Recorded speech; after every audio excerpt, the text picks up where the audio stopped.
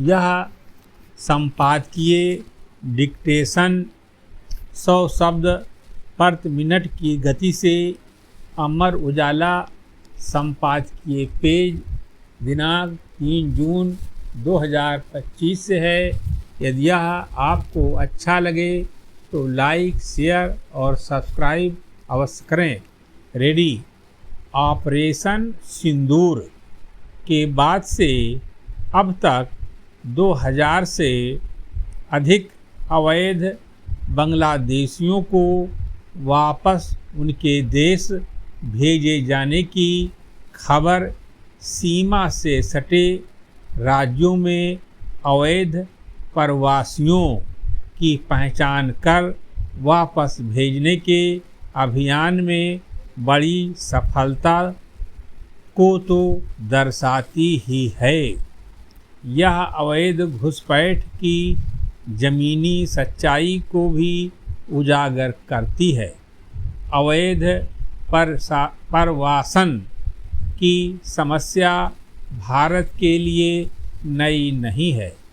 पूर्वोत्तर राज्यों और पश्चिम बंगाल के सीमावर्ती क्षेत्रों में यह मुद्दा लंबे समय से सामाजिक, राजनीतिक और आर्थिक तनाव का कारण बना हुआ है।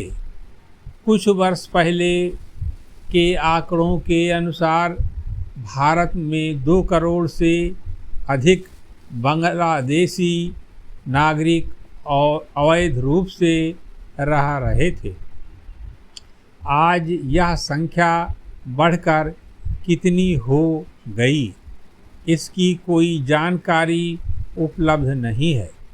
इसके प्रत्यक्ष और परोक्ष परिणाम संसाधनों पर अनावश्यक बोझ, राष्ट्रीय सुरक्षा पर खतरे, स्थानीय जनसांख्यिकीय संतुलन में बदलाव और अपराध में बढ़ोतरी के रूप में दिखते हैं।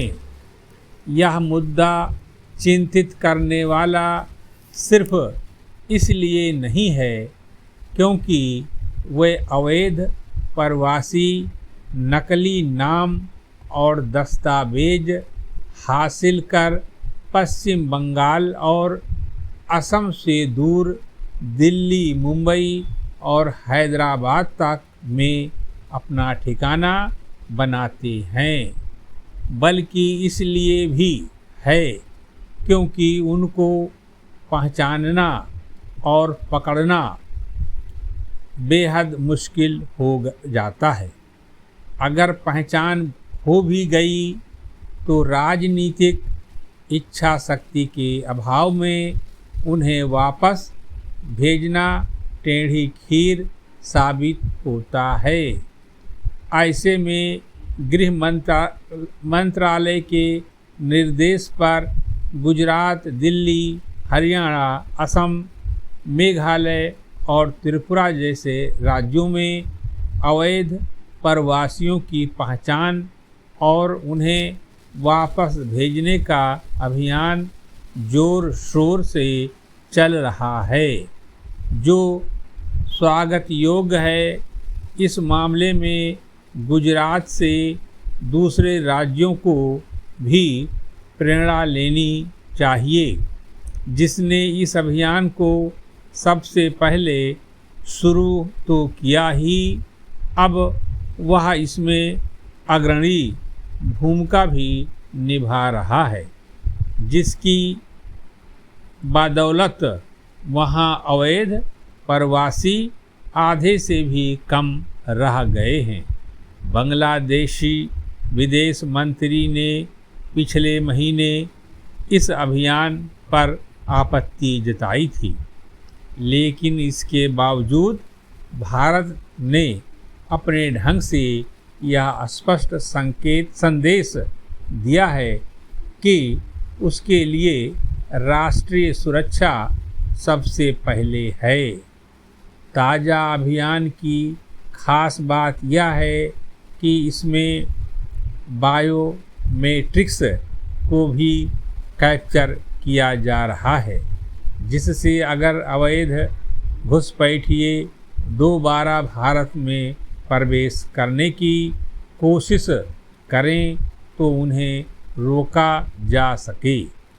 हैरानी की बात यह है कि इस अभियान के डर से हजारों प्रवासी स्वेच्छा से भारत बांग्लादेश सीमा पर पहुँचे हुए हैं। यह दर्शाता है कि सख्त सरकारी नीतियां अवैध प्रवासियों की समस्या से निपटने में कारगर साबित हो सकती हैं, लेकिन दीर्घकालिक समाधान के लिए सीमा सुरक्षा के तंत्र को और मजबूत किए जाने के साथ बायोमेट्रिक डाटाबेस के विस्तार और कूटनीतिक उपायों पर भी ध्यान देना श्रेयस्कर होगा।